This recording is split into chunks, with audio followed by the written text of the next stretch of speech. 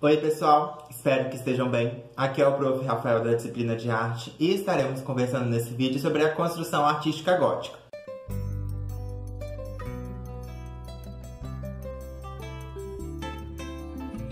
Estarei utilizando como referencial teórico nesse vídeo o livro História da Arte, Arte Românica e Gótica, publicado pela Folio, e o livro História da Arte por Graça Proença. Então, eu pretendo estar apresentando para vocês um pouco das características arquitetônicas da pintura, da escultura, da iluminura e o reflexo do gótico no Brasil com esse vídeo. Só que antes de estarmos entendendo um pouco das características desses estilos artísticos desenvolvidos no período gótico, nós precisamos compreender um pouco do contexto social e histórico em que a Europa, especificamente a França, que foi onde o movimento gótico surgiu entre os séculos XII e XV. A Europa estava toda mergulhada numa economia voltada para o comércio. Isso aconteceu devido à nova classe social que surgia, a burguesia urbana. Outra característica bastante importante é a saída da sociedade do campo, do meio rural, e a construção das comunidades como nós conhecemos hoje. Isso causou uma socialização e uma troca de conhecimentos gigantesco entre a população. Observação: o conhecimento humano acontece com a troca de informações, com a socialização de conhecimentos. No final da Idade Média, começou-se a surgir as primeiras universidades.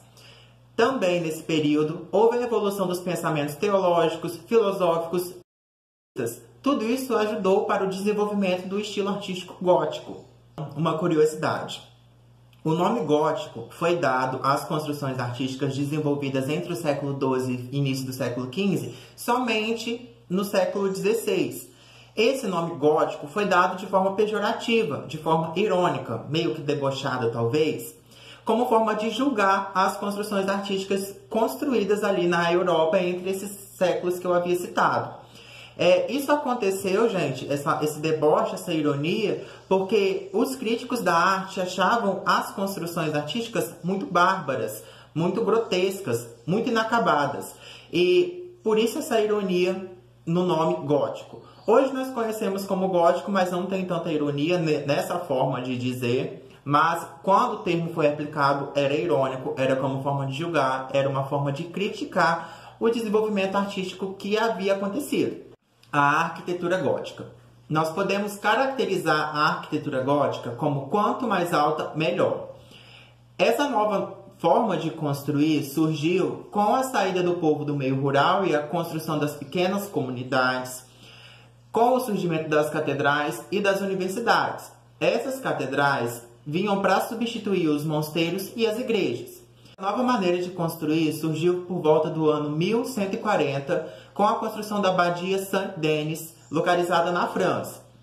Ela é um bom exemplo das características presentes na arquitetura gótica. Essa abadia para tentar entender um pouco das características da arquitetura. O estilo românico, que é o anterior ao gótico, possuía apenas um portal central na fachada da igreja. A abadia de Saint-Denis possui 3 portais. No projeto inicial, os portais da lateral possuíam altas torres, só que isso não foi concretizado, apenas uma torre foi construída. E em cima do portal inicial nós tínhamos uma janela e em cima dessa janela uma rosácea. A rosácea era um vitral com formato de rosa, por isso o nome. Essa rosácea é talvez uma das características mais importantes das catedrais da arquitetura gótica, porque estava presente em quase todas as construções. Então, além da rosácea localizada na fachada, havia outros vitrais que cercavam a catedral. Esses vitrais eram bastante importantes e curiosos para a época, até mesmo porque antes, no período românico, anterior ao gótico, as igrejas possuíam painéis pintados que retratavam cenas e acontecimentos bíblicos. Com a construção dos vitrais, esses passaram a assumir essa função. Isso resultava em gigantescos colossais de pedra e vidro, com o interior todo iluminado e colorido, já que esses vitrais eram bastante coloridos, como uma espécie de mosaico. Outras duas evoluções importantes arquitetônicas que aconteceram no período gótico foram as abóbadas e os arcos. Esses dois elementos já faziam parte das igrejas do período românico anterior ao gótico, só que com o gótico essas foram modificadas. A abóbada começou a ser de nervura e ela fazia parte do interior das igrejas, e os arcos pontiagudos que também faziam parte do interior das igrejas. Eu havia citado a Abadia de São Fidélis como construção arquitetônica. No entanto, a catedral mais conhecida do período gótico é a de Notre Dame. Vocês com certeza já ouviram falar. Foi palco para diversas produções cinematográficas, inspirou histórias. Não sei se vocês já ouviram falar do Corcunda de Notre Dame. Se não ouviram falar, vale a pena pesquisar. É uma história bem legal. E essa catedral de Notre Dame, ela possuía várias características que eu também citei anteriormente. Observem as torres, observem a rosácea, observem os portais que faziam presença na fachada dessa catedral. Infelizmente, Notre Dame sofreu um acidente, foi queimada. Atualmente ela está sendo restaurada e daqui a uns dias será palco e inspiração para diversas outras produções. Uma curiosidade, só para finalizar sobre a arquitetura, é que a planta das catedrais, a maior parte delas não era uma regra, nem todas eram assim, era em formato de cruz. Então, muitas dessas catedrais vistas de cima possuíam formato de cruz. A escultura gótica. Quando nós falamos de escultura gótica, automaticamente nós falamos da arquitetura também, porque a escultura estava associada à arquitetura. O que nós conseguimos destacar como grande característica dessas esculturas produzidas no período gótico são uma característica mais humanizada, mais detalhada, mais realista. Estavam começando a trabalhar nas esculturas algo mais próximo do real. Graça Proença, autora do livro que eu estou utilizando como referencial teórico para essa aula, ela destaca a escultura O Cavaleiro do ano de 1235 como uma das principais e talvez uma das de maior destaque do período gótico. Observem as características humanizadas que eu havia falado, como essa escultura ela está ereta, ela está equilibrada e ela fazia parte da igreja da Catedral de Bamberg, localizada na Alemanha. Outro exemplo de escultura junto à arquitetura são as gárgulas. As gárgulas são estátuas de pássaros monstruosos que eram construídos nas catedrais, especificamente onde escoava a água da chuva. Então era uma forma de esconder os canos. Essas gárgulas são talvez uma das mais importantes características da escultura gótica, já que inspiraram diversos filmes e contos de terror e fizeram presenças também neles. Os manuscritos ilustrados e as iluminuras. Durante o século XII até o início do século XV, a arte tomou posse de objetos preciosos, no caso, o uso do marfim, da prata, do ouro, das pedras preciosas e de um certo tipo de esmalte. O desenvolvimento e a construção das iluminuras e das ilustrações está associado à construção de livros presentes nos mosteiros. Inclusive, hoje em dia, a maior parte deles são patrimônios dos mosteiros. Então, essas iluminuras, com o uso dessas pedras e desses materiais preciosos que eu havia citado, eram basicamente desenhos ilustrados, palavras, letras decoradas no interior dos livros produzidos dentro desse período gótico. A pintura gótica.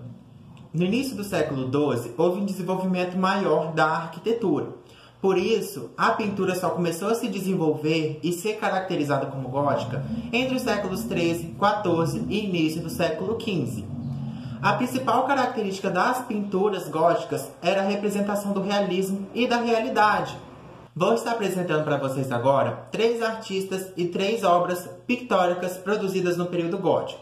O primeiro artista é Seni de Pe, conhecido como Cimabue, que viveu entre os anos de 1240 e 1302. Observem a obra A Virgem e o Menino, rodeado por 6 anjos. As características dessa pintura e o uso das pedras preciosas que eu havia citado nas iluminuras também faziam parte dessa pintura.